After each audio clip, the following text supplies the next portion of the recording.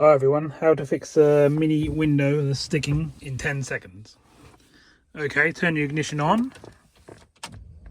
So you're getting power.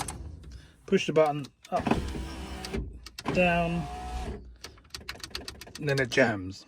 If it jams, down here, put your hand on the panel here, hit it, 2, 3, and away you go, your window will work again.